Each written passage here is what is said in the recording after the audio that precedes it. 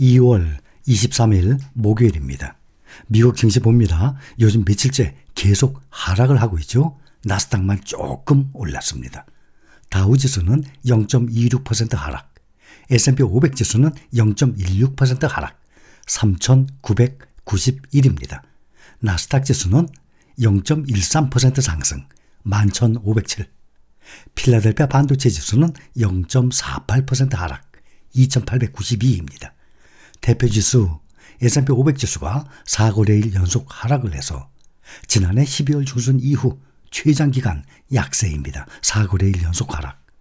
특히 4천선을 이틀째 밑돌고 있습니다. 1월 20일 이후 한 달 만에 처음이에요. S&P 500이 역사를 보면 2008년도 금융위기 그 이후에 2009년도 3월 그 바닥에서 2021년 말까지 그때 계속 상승했죠. 2021년 말까지 상승하고 2022년부터 떨어지는 과정입니다. 지금 2009년 3월부터 2021년 말까지 토털 리턴, 이 배당금에 따른 수익까지 합산해서 지수가 산출된다는 의미죠. 토털 리턴. 또 프라이스 리턴, PR 그러잖아요. 배당금이 나올 때마다 투자자에게 지급해주는 이 시스템이에요. 그동안 2009년부터 2021년까지 817% 상승을 했습니다. 어마어마한 상승입니다. 그 뒤에 2022년 1년 동안에 18.5% 하락을 한 상태입니다. 토탈 리턴 TR과 프라이스 리턴 PR, 이거를 말씀한 김에 말씀드리죠. 작년 가을쯤인가 지금 현재 6조가 넘어가는 규모예요. 토탈 리턴 ETF가, 상장지수펀드 ETF, 이 시장이 존폐 위기에 처했다고 나왔었습니다. 금투세죠. 금융투자소득세, 이 도입을 위한 소득세법 이 시행령 개정 과정에서 기획재정부가 모든 집합투자기구는 매년 결산, 분배해야 한다라는 조항을 TR ETF에 확대 적용해야 한다고 해석을 하면서 부터입니다. 분배금, 이 배당을 자동으로 재투자하는 이 TR ETF는 조세 형평성에 어긋난다는 게 정부 측 입장이에요. 반면에 운용업계에서는 TR ETF가 사라질 경우 상품 다양성이 떨어지고 투자자 혼란이 커질 수 있는 만큼의 이 시행령을 개정해야 한다라는 목소리도 나옵니다. 이런 기사를 보고 많은 분들이 걱정을 하신 분들이 계세요. 꼭 이 TR, PR 이런 토털 리턴 이게 문제뿐만이 아니라 모든 것이 미리 염려할 이유가 전혀 없습니다. 이거 나중에 만약에 없어져요? 그럼 다시 그거 받아서 PR로 투자하면 되죠. 내가 투자한 게 이렇게 없어진다고 상장 폐지가 됩니까? 그게 아니지 않습니까? 그렇죠? 아무리 ETF가 상장이 돼서 인기가 없어서 상장 폐지가 되더라도 개별 종목이 문제가 생겨서 상장 폐지되는 거와는 다릅니다.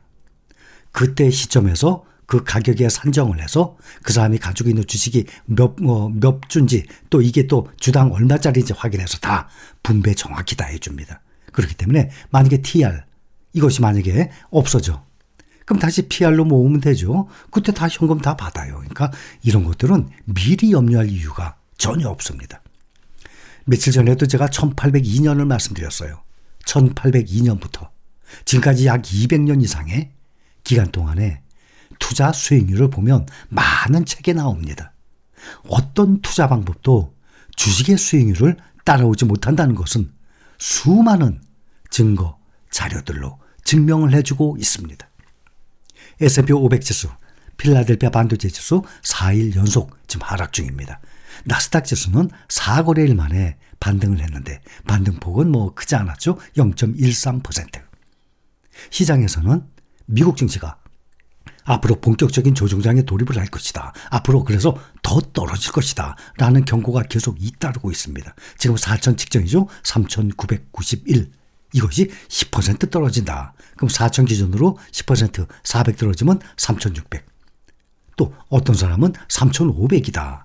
또 모건 스탠리는 3,000에서 3,300이다. 또 2,900도 얘기들 합니다.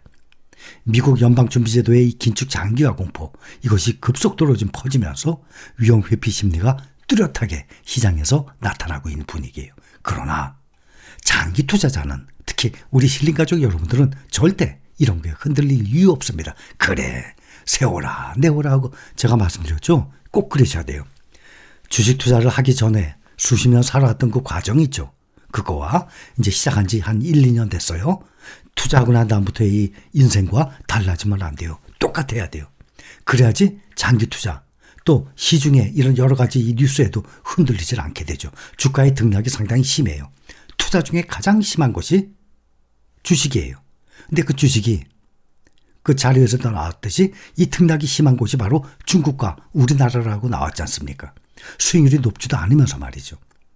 연준이 다음 달 연방공개시장위원회 FOMC 이 정례회의 때 기준금리를 5.25%로 0.5% 올릴 확률을 21%로 보고 있습니다. 점점 오르고 있어요. 한 달 전에 제로, 일주일 전에 12.2%, 또 엊그제 18.1%.